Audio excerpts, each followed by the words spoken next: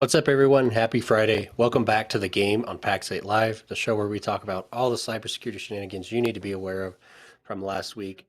We have a really cool guest for you this week, and I'm looking forward to teeing him up. But first, let's dive into the news.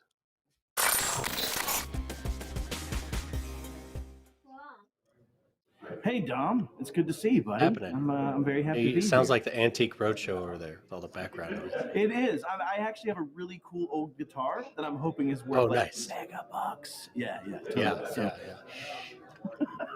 No, man, let's kick this off. This is actually kind of breaking news today. The FBI announced this morning that they had investigated a hack of its own computer network.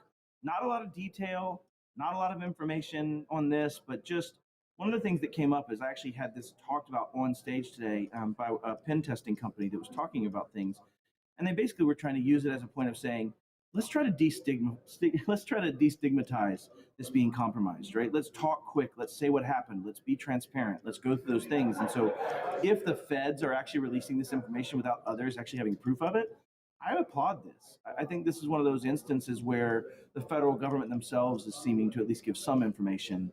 At the same time, they gave very federal government level information of not much to see here. We took care of it, right? Yeah.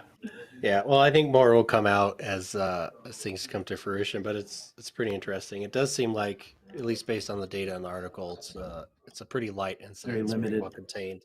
Yeah. And I would expect that those networks have quite a bit of segmentation in play, being federal intelligence networks and whatnot. Yeah, one would hope. And really, what's great about this in just exposition is last year, the federal government or the FBI's sub email domain that they used to send mail from, the non-secure side, was abandoned to some extent. They all went back to a different space, but it was compromised. And I was getting emails from it. Others were getting emails from it, right? About I think errand blocks was what they were talking about. That was a whole thing, right? I think we did 2 or 3 shows about that back. It was that was a scary moment for a lot. Yeah. And it never made the news, right? I think that's the interesting difference of this is it sounds like someone's controlling PR in that way in a better fashion, in my opinion. So we'll see how this goes. The second article, we'll kick over to it, is actually talking about LockBit 2.0. And I just want to blame Kyle Hanslevin for this, right? Like, I don't think these threat actors would have been smart enough to send emails as as they were an employee coming onto the HR department, no ITs. But this has been talked about for a while, right? that threat actors will do the thing that has the highest chance of being successful. And if your job is in HR to answer and look at resumes, you're going to open and answer and look at resumes. And so LockBit has been using that as a methodology in the last bit and has actually started using those to distribute malware and gain C2 and access and control, command and control C squared. But C2. So any thoughts on this? I mean, LockBit is kind of like the poster child of every company, how they should behave on their own cybersecurity. They really are. Almost even. Yeah. They have a more mature VDP than most developers out there, right? Like, vulnerability disclosure program. Yeah, it's an interesting one, and it plays on human behavior, which most cyber attacks do. I would point out that if you're in HR and you have the scale and capacity, bring on a web-based system to take in applicants. It's going to analyze what people are uploading and present it to you. We have one at Pax8, and even if you give me a Word doc resume, I see it in browser. I'm not pulling that file down. So that would be my piece of action to take on that. Yeah, and why does it matter? Let's talk about that, right? If you think about it, when you're using some third-party service that's going to receive that data, translate that data, and then matriculate it in a way that you can read it, it's not going to be on your system. That explosion, that detonation of opening and then parsing through that Word doc and bringing the relevant content out into this third-party system is not happening on your machine. And so I think that's a great call out, Dom. It makes the application process now say, if you just emailed my HR person, I'm at the very least just going to forward it onto that platform, but most likely I'm going to respond back and say, please fill this out on our document platform. Here's the green bone or whatever it is, or green, whatever it is for those things. So yeah, great call out. And I think bringing back to the point about LockBit, right? Joking aside, they've had a vulnerability disclosure program. They've actually shown code improvement over time very heavily, right? They've shown TTP shifts or techniques, tactics, and practices shifts, right? They've really grown a lot. And we're going to talk about another ransomware group that just shrunk a lot quite recently, right? In a few articles. So let's kick over to that next article for me about Reddit. Dom, did you get a chance to dig into this one at all and seeing that the Reddit source code has been compromised. Have you heard anything about this in the last couple of days? You know what's great about this is I didn't have to dig into it because they sent me a message on Reddit and an email, and they posted about it on their corporate website and on their on r/Reddit, right? And it was insanely transparent. They were like, "Hey guys, this happened. We're not entirely sure the scope of it yet, but we're digging into it. Here's what you should do." It's fantastic. We don't see that enough, right? So we do I not. actually really love Reddit's response to this incident. Yeah, and that's kind of why I wanted to highlight it, right? We're seeing a world where being transparent, humble, and honest is actually well received. I have data.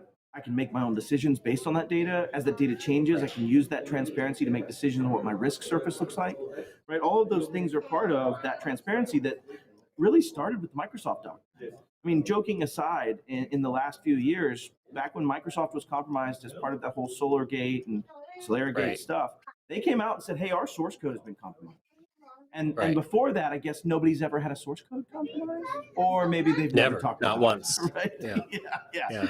And so now you're seeing people lean into that. And as a security professional, I really appreciate that, right? In the sense that we now have much more real-time understanding of what our risk is.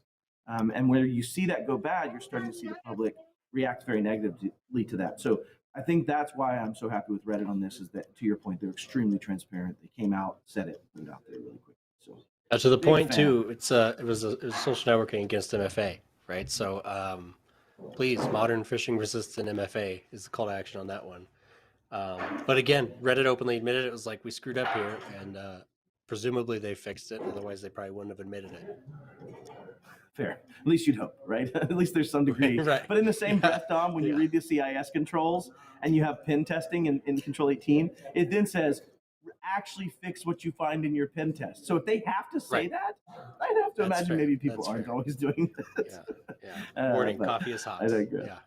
Yeah. Warning, coffee hot, don't burn self, right? Like, it's exactly it. It was funny on Beard Banter yesterday. I was on with Ryan Cloutier, and he said, Matt, a hammer comes with a warning that says don't hit yourself with it, right? Like, we're at that point in consumer safety that happens on a hammer, and yet you can buy software or do things with things that could destroy your world. And we're going to get into that topic here in just a minute with Sam Alva.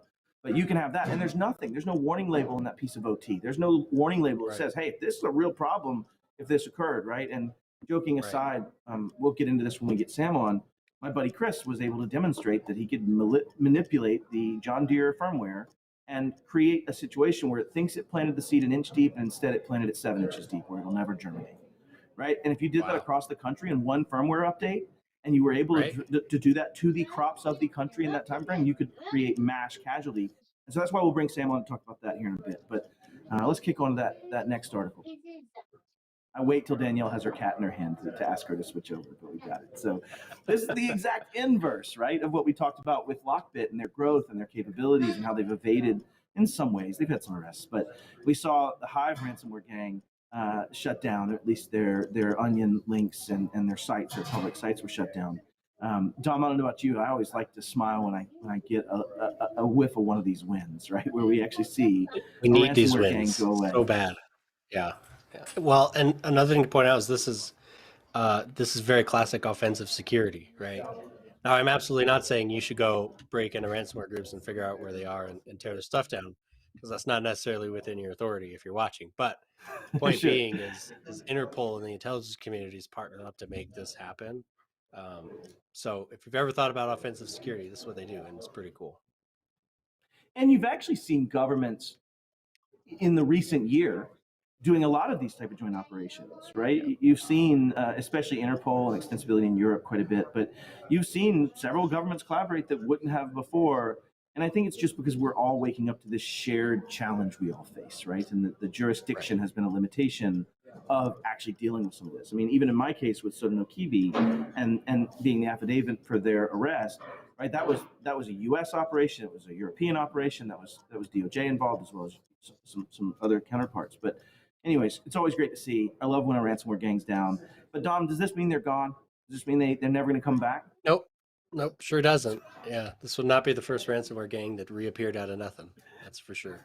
Yeah, and if you think about it, what did they really compromise? They took down their site, their infrastructure, how you actually contacted them, their payment means, C-squared stuff. that could be spun up in 10 minutes with the same knowledge, right? And I don't mean that to be hyperbolous, Well, but that code exists it doesn't somewhere, take much. right? Like Yeah.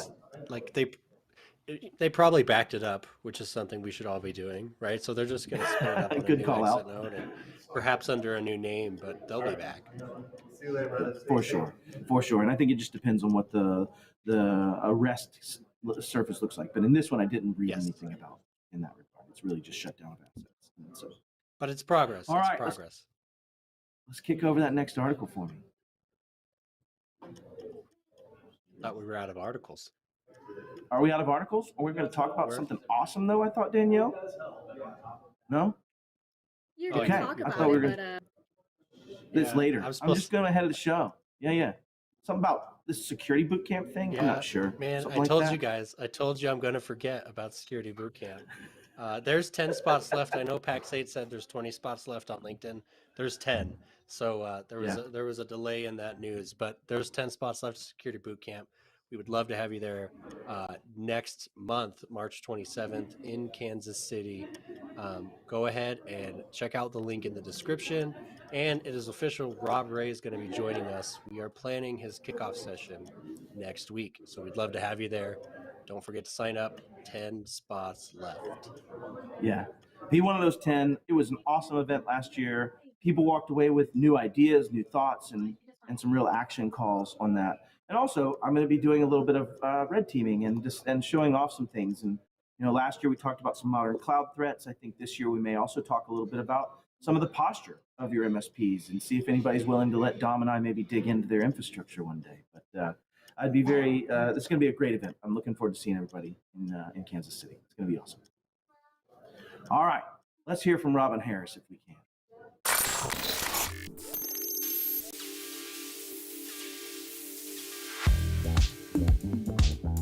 Did you have a nice Valentine's Day?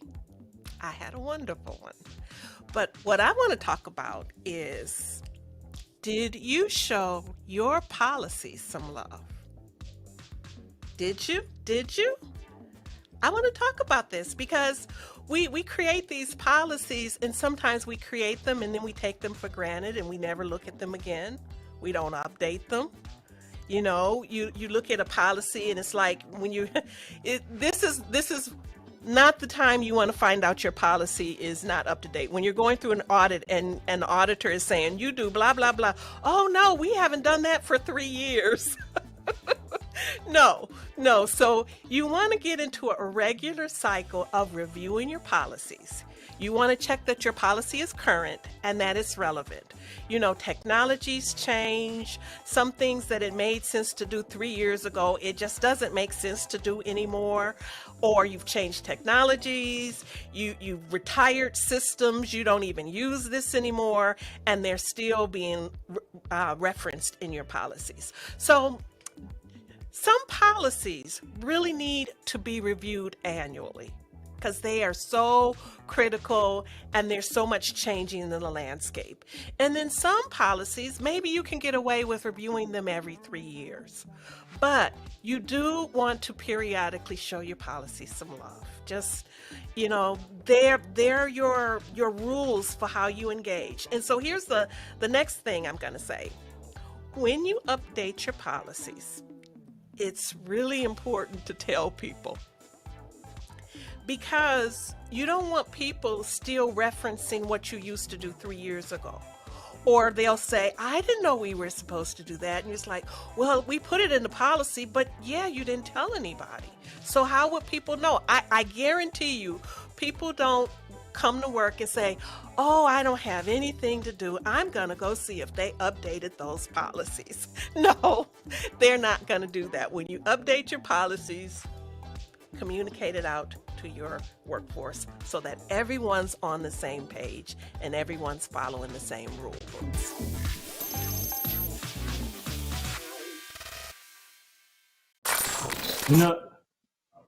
This is an awesome call out by Robin Harris about show your policy some love.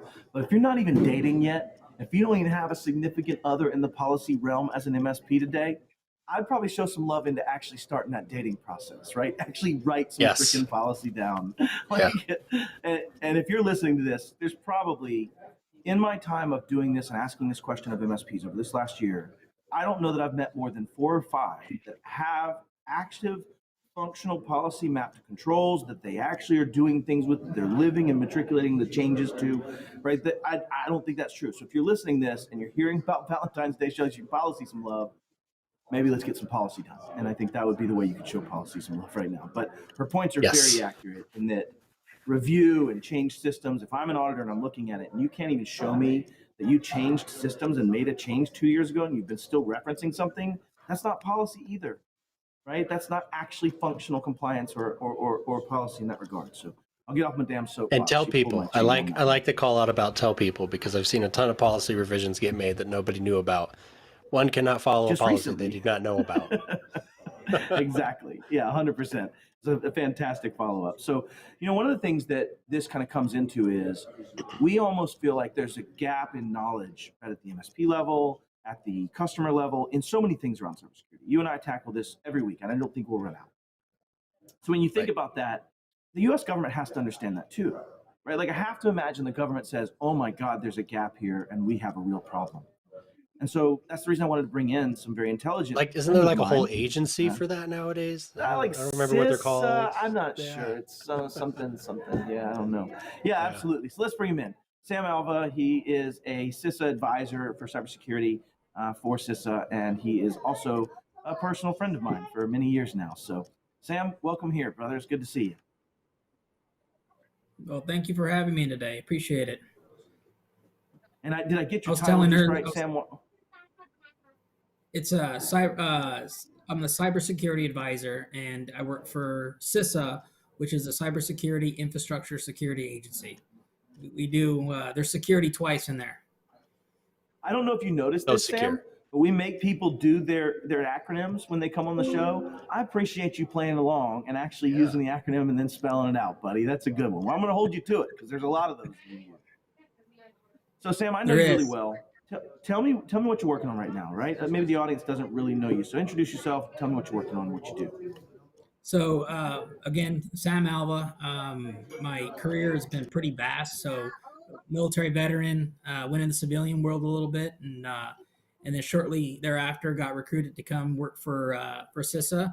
I do have a unique background for the simple fact is I started on the physical side of CISA, the PSA, and then as I tell people, I come to the dark side, and now I am a CSA. The CISA is very new to the federal government. It's a new agency. Has been around. We have 3 different, I would say, disciplines within CISA. We have our PSAs, which is our protective security advisors.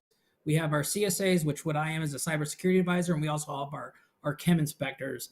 And our chem inspectors are the only ones that are truly a regulated entity, whereas our CSAs and our PSAs, which what we like to tell our stakeholders, our customers, that we are not an audit agency. We are advisors for all critical infrastructure, which is the 16 different critical infrastructures. But when you look at across all 10 regions, we're region 7, which is made up of Kansas, Missouri, Iowa, and Nebraska. Which at this point in time we are completely full. So we have 2 dedicated CSAs per every region, like myself, and we have my counterpart, and she's up in Topeka. But so we are at full strength right now. That's awesome. One of the things that I'm kind of curious about is you talk about PSA, and I know this about you, right? You came from surveillance, you came from physical security, you came from access control. And so when we're talking about that, I think that really lends well to what we're going to be talking about today, that your background in that. And I'll just tell the audience now, I actually have to leave here in about 5-6 minutes or so, and Dom's going to carry on from there. But I had some mix up with my stage times for my presentation here. But, CISA and DHS have been making an effort for quite a while, right? The first regional security advisor was, while some of my friends were at CISA years and years ago. When did this program start? And one of the things that I also want to tap into is you don't charge anybody for this either, right? This isn't something where there's a cost as that advisor. But how long did this start, and what is its mission? What's the advisory look like? What are you trying to do? So our mission, both from a PSA and a CSA, is we're advisors to, again, all critical infrastructure, your energy, communications, commercial, defense, you name it. That's our role across the region, especially like within Region 7. We have a lot of agriculture, we have a lot of critical manufacturing. Every region has different primary critical infrastructures within those regions. Right now we're really focusing on kind of the biggest threats facing our healthcare, also utilities, mainly water and wastewater systems, and K through 12 have been getting hammered the last couple of months, and so we're really trying to focus a lot of our attention to those particular sectors within all 10 regions. One of the things that we were discussing earlier is how it's a target rich environment, but cyber poor. You know what I mean? And Yeah, yeah. so Mm. especially with my position here in Kansas, this is a new position for the state of Kansas. I was talking earlier to a stakeholder and offering the services that we were offering as a CSA.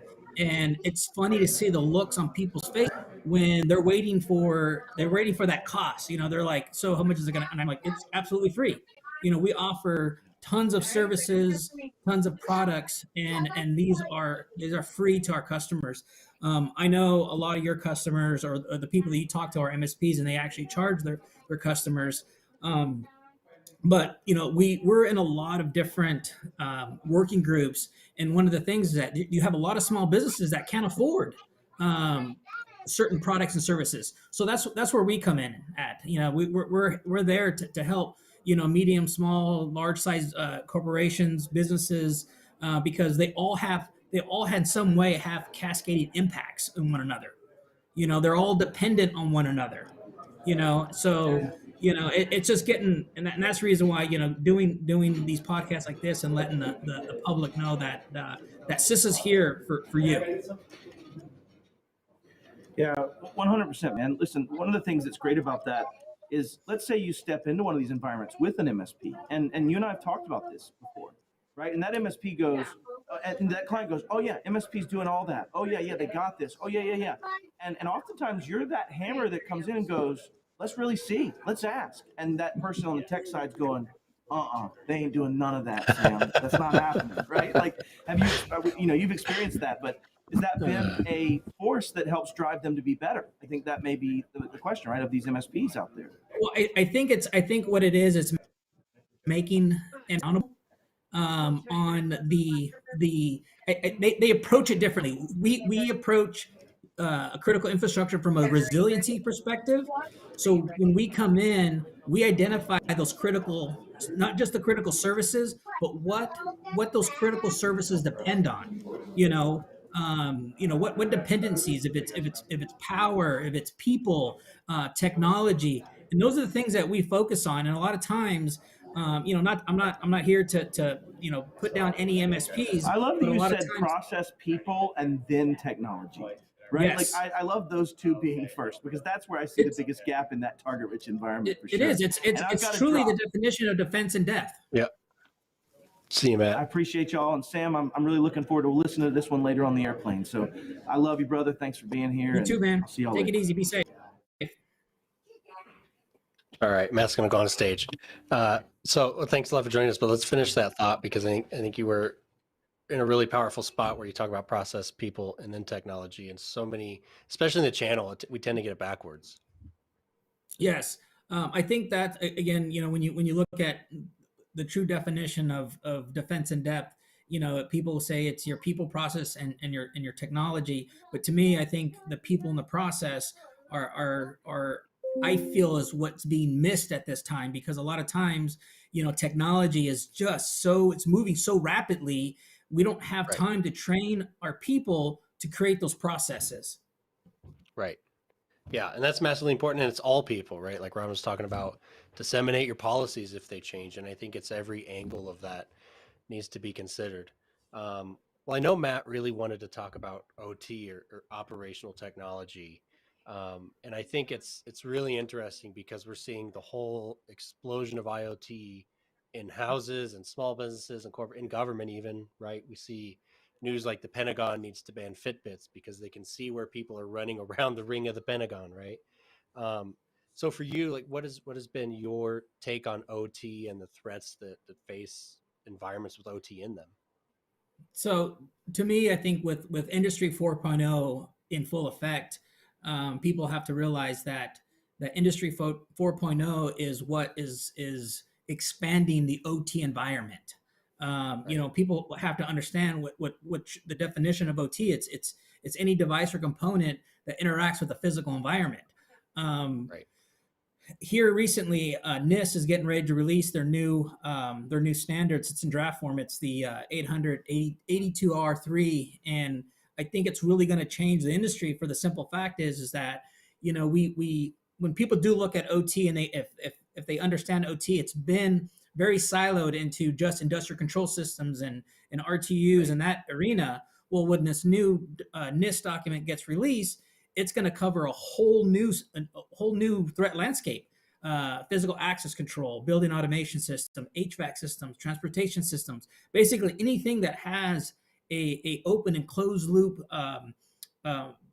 mechanics in it. You know what I mean? And what's going to happen is that those new devices and components are going to require the same attention, the same cybersecurity framework that the IT environment has or needs to have. And to me, I think that's what's really going to push for a change in the industry. Because, you know, if you look at, you know, I know you've heard of Dragos, and they had a report out a couple weeks ago, and they were talking about that you know, a large portion of the OT environment is being serviced and maintained by third-party vendors. Right. You know, right. And that to me is a huge vulnerability, because what oversight and management do we have in that realm? You know, I talked to a client the other day, and unfortunately they were affected by ransomware, and I said, hey, you know, come Tuesday morning when people start calling and they say, hey, you know, what's going on? And he says, I wish I could just tell them, you know, do you have running water, and can you flush your toilet? And I told him at that particular time, I said, you just summed up what OT is. OT is safety and health.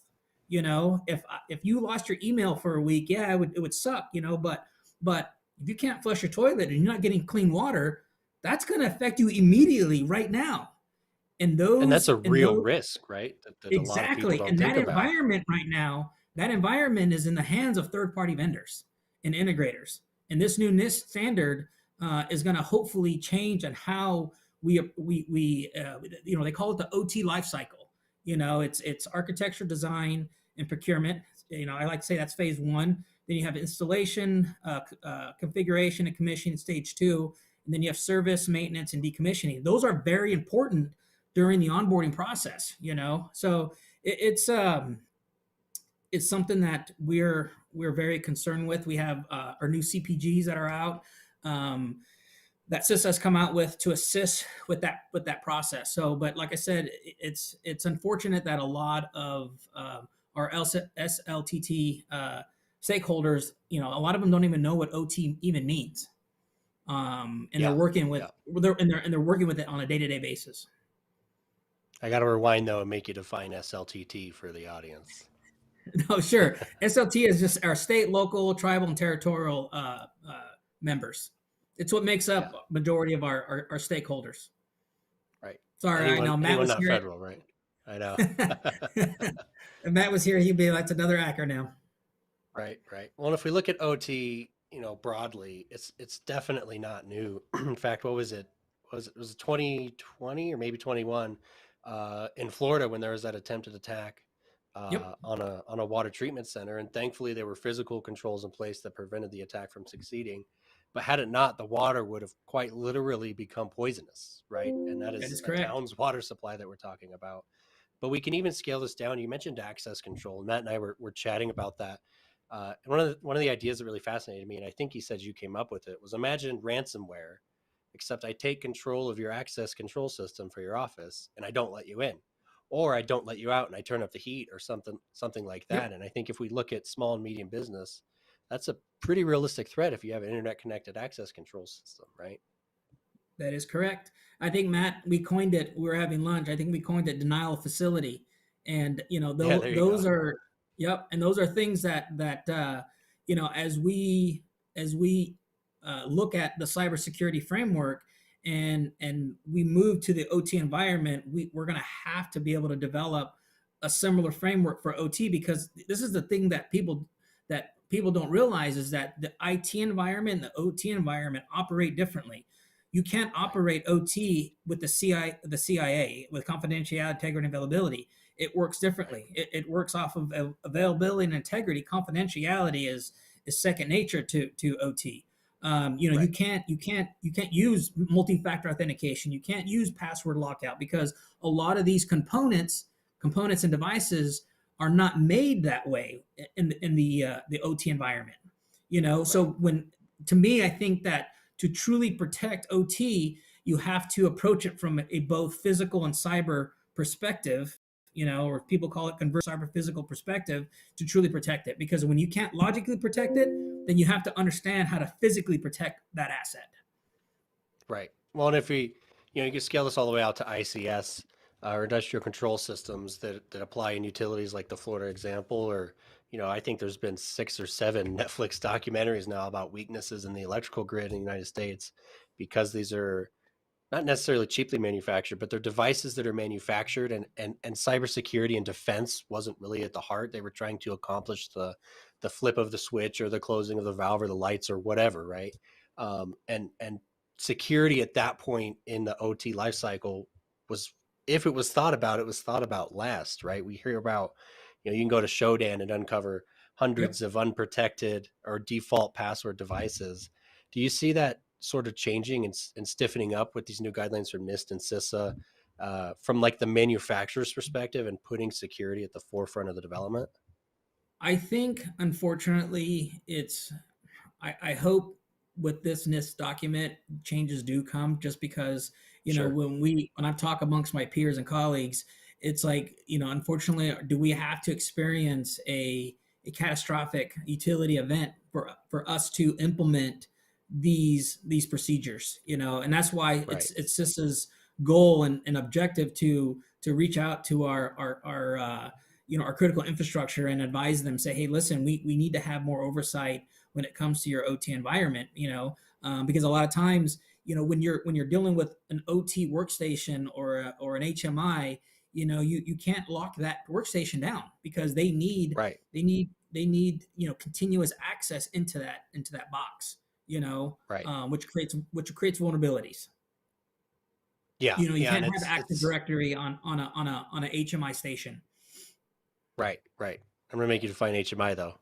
I caught you again. Oh, it's the human interface. It's where all the controls for the PLCs are located. And that, and hell, we can get into the PLC, how many vulnerabilities right now that PLCs are having.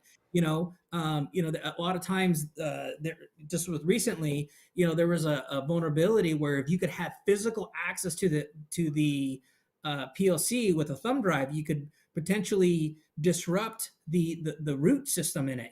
So it's and that's where I was saying is that to truly protect OT, you have to understand the physical side of security, understand the physical protection system, where you just can't buy a camera. We have to make sure that camera and that access control and that IDS system on the physical side are tested properly to make sure that you're validating that system's working to protect that asset. Right. When you bring up another really good point, and I'm going to keep picking on power companies because I feel like they're the most famous for it. But we're not even talking about any specific size. We can talk about really small, regional sort of rural providers, but really infrastructure in general. Another thing we look at is substations or pumping stations. They have that OT in there, and they're secured by a security camera and a 6-foot chain link fence, and if we're lucky, an alarm. And it's really interesting when we think about the cyber world needing to get so involved in this physical security space. And there's definitely some smaller utilities out there that might be being served by channel partners, or MSPs in general.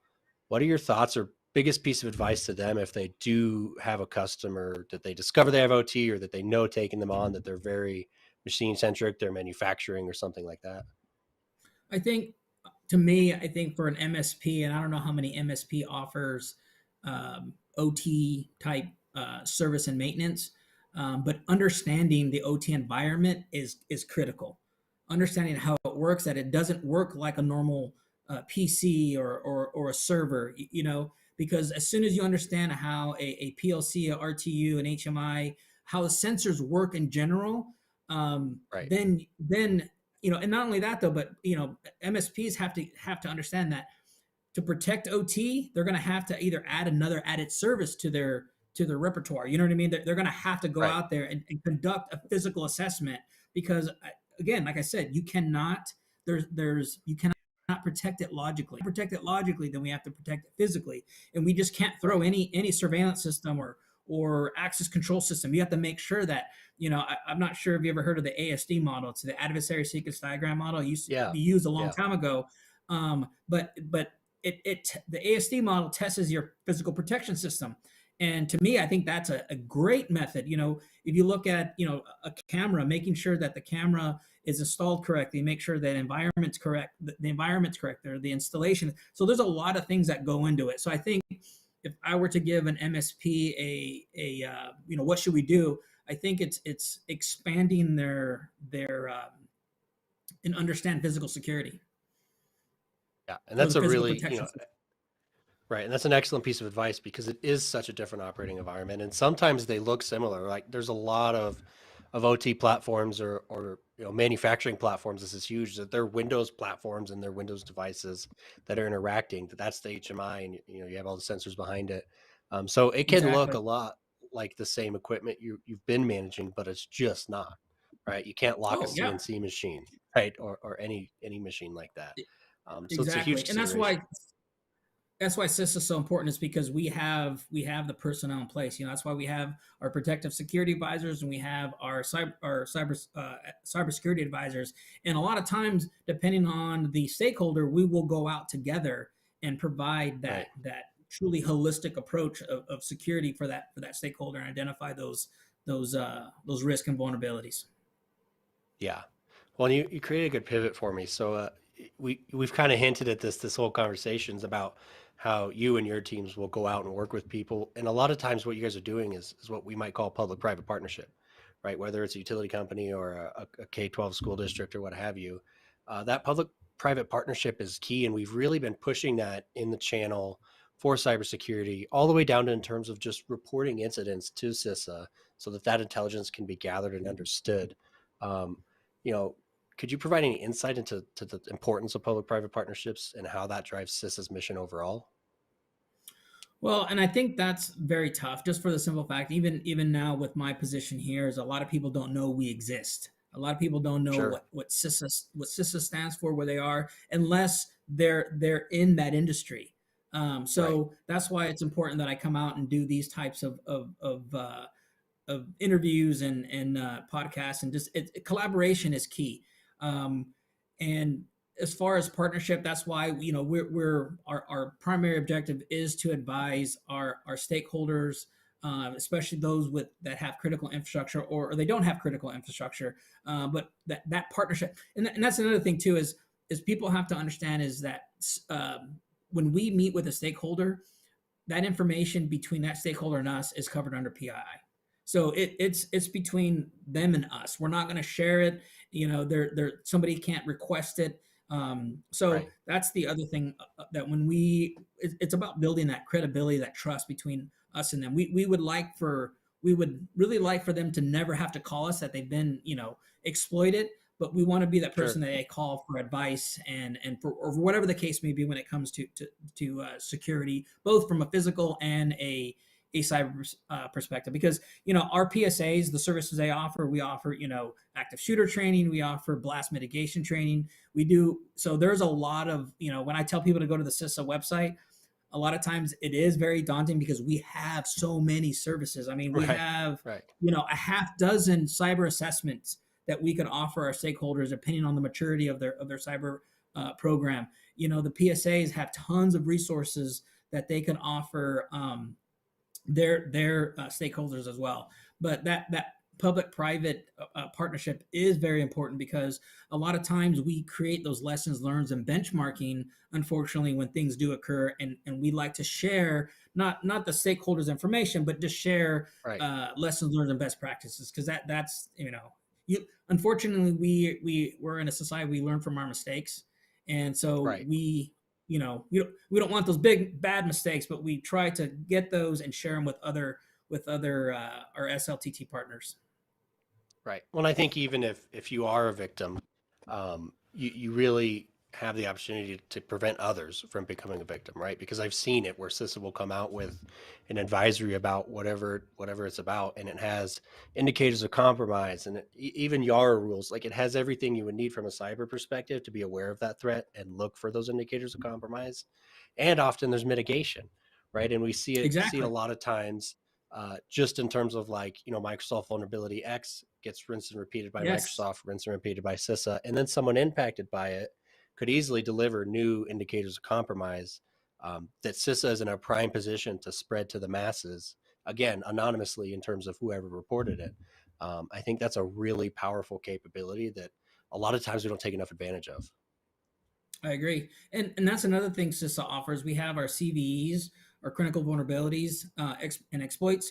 And I mean, these are emails we get on the daily, and they have, and it's basically exploits that we've identified. But key here is, we have our Shields Up program. But here's the thing: unless we identify your assets and the operating systems and things like that, then we can't apply those patches or those updates or those. You see what I mean? So that's why it's imperative, that you utilize the framework. Identify asset management is so important, and not just the asset management, but from a OT, IoT, or industrial Internet of Things perspective, how people don't realize how things connect and communicate is so important. Earlier you brought up Shutdown, but people don't realize Wiggle's another one, and a lot of these devices or components, they're not hardwired anymore. Majority of them are either cloud or, Wi-Fi, Zigbee, or Bluetooth, or whatever the case may be. And, if those things are not properly secured, because, some of those sensors are small, so they don't have the capabilities of having the security protocols embedded in them, but they're sending out an IP address. So those are the things that we need to take into consideration when a security assessment's involved. But it's when you look at the Purdue model, or we look at zero trust architecture, some people feel like the Purdue model is a dead model, and I could somewhat agree, for the simple fact of edge and cloud. But when you look at the Purdue model, the IT makes up a very, very small portion of that threat landscape, and people don't realize that how large and far and wide the OT environment. Because people always think, they get confused, like, oh, OT falls under this. I said, no, OT is the overarching umbrella. Right. And everything else falls under that. You got medical Internet of Things, industrial Internet of Things. You name it. Everything out there has some type of IP connection. 5G is going to make everything even more faster.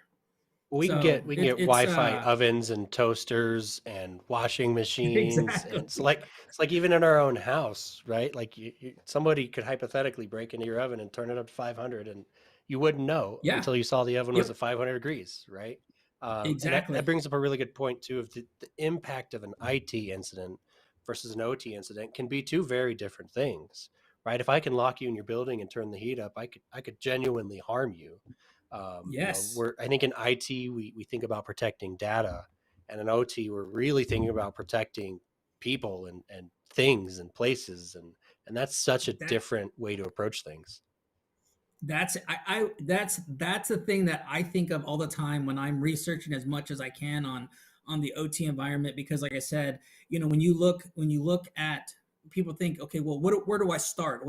How do I develop an OT program? Well, the OT program is going to be built off the IT infrastructure, the cybersecurity framework, the CIA. Right. However, that's where it just changes. You just got to, but you have to understand you know, because when you work with OT, you have to understand there's low voltage involved. You know, you have to understand you're going to have to deal with repeaters and PoE power, which I know a lot of people understand, but that's very, very prominent in the OT environment. You know, and then there's just some things that the IT world are not familiar with when we talk about physical access control system or HVAC systems. You know, a lot of times we miss that gateway that somebody put in so they could have a remote access, so they could change the HVAC settings instead of having to drive into. You see what I mean? Right. And so, and then people don't realize that a lot of times these like, especially camera systems, surveillance systems, you know, everybody wants access to their surveillance systems when they're away from their facility. Well, you have to open up ports. Well, you could Google particular systems, and their default ports are there. You know, so unless those things and their are being default changed, passwords. Exactly. That's exactly it. You know, that's why I said it's so much bigger. When you look at, for example, we were at a facility, they installed 600 cameras, and my question to the one of the guys there was, you know, do you know the username and passwords for those 600 cameras they just installed? And he's like, oh, we'll go back and change them later. I'm like, no, you're not. You're not going to go back and change them later. It's not going to happen. So if I dig deep enough, how easy would it be for me to find those passwords? Like I tell people, perception is like possession. It's 9/10 of the law. If I know what camera system that you have, I could download that client service, plug in either through Wi-Fi or a hardwire or whatever, bring up all your cameras, right? And then exploit that. But no one's really going to care if somebody says, oh, but wait a minute, that we're in a segmented system. It's in a DM. No one cares. They're just going to see that I access all your stuff. Right. So and the threat there is massive, right? And I think that's, you have to equate that out to, like, imagine I could spy on everything happening in your building and know who's where and when and how. That's hugely powerful intelligence for the wrong people. Well, and that's what happened to where another, I don't like naming it, but it happened to a cloud-based camera system where when we're talking about policies and procedures, you know, giving somebody the password, and then not when that person got fired or let go, he still had those credentials. You know, he was able to you know, put them on the dark web, and everybody had you see what I mean? Yeah, it's the same thing with access control systems. You know, it's exact same thing. If I know, you know, you're running S2 or whatever the case may be, whatever type of access control system, those need to be secured in the same fashion as your IT environment, which is going to take a lot more responsibility and it's a bigger workload. Well, there's a crossover too, right? 'Cause I don't think we shouldn't treat them. They're very different, but they're not entirely separate. And we can go back to the Target incident. It's beating a dead horse at this point, but the Target incident, the point of intrusion was the HVAC system, right? The HVAC vendor had some credentials get compromised, and then the threat actor used the HVAC network and was able to pivot into a credit card production network. So there's some overall architecture considerations too, of just understanding that OT device is probably not built to withstand remote attacks. And if it's on the wrong network and it's compromised, let alone obviously the physical harm that could have occurred, they pulled in and stole millions of credit cards because the network segmentation wasn't thought out properly. Yes. Right. So it's just such a broad category. Well, here's the thing though. And this is, so when you go back to when I was talking about the OT lifecycle, the first thing is architecture. The first thing is architecture, and bringing the right people in to discuss that architecture, if it be HR, legal, whoever's going to utilize that system has to be in the room. And you know, it goes back to, you know, I get crap for that all the time, but you know, I was on a couple of working groups for convergence, you know, and that's a huge thing. You know, convergence is a huge thing because it brings those environments together to discuss these things, you know, making sure that the right people are in the room, making sure your physical security people are there, your OT people are there, your IT team is there, your legal, HR, you know, anybody, again, when you look at that OT lifecycle, who's going to have some type of oversight or usability needs to be in that room. Like you said, you know, if the IT architecture and the OT architecture needs to say, okay, before we put this in place, how are we going to look at the security of it, and it's just, Right. yeah, it's a broad, but like I said, the NIST 882R3, it's available. Again, it is in draft form. It's 320 pages. I'm excited. I can't wait till it comes out, just because, like I said, I think it's really going to change how we operate in the OT environment. Yeah, absolutely. Well, let's wrap into a key takeaway. And I think one big one that I want to drive out there is that OT is a massively growing segment.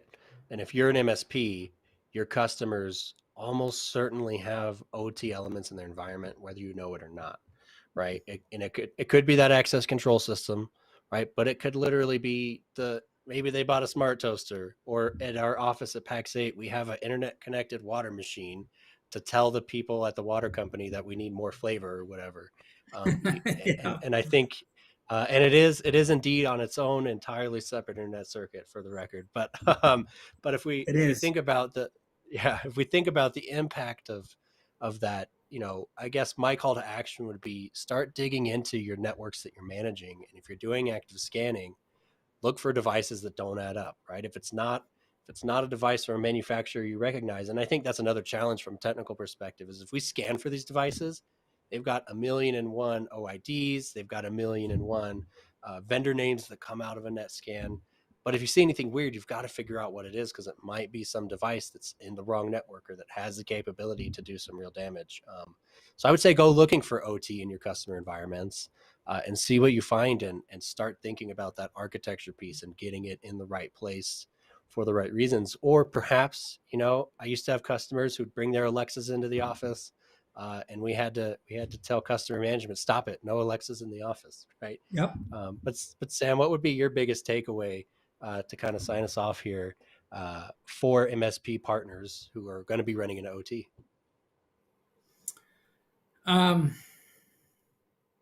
My biggest takeaway or my biggest advice to them is to break down those silos and think you have to think very holistically. Work with your integrators, work with your vendors, understand these new devices that are out there, because our MSPs are working in probably all of them all have different types of OT devices. So, like I said, just break down those silos. I love that. Communication is key.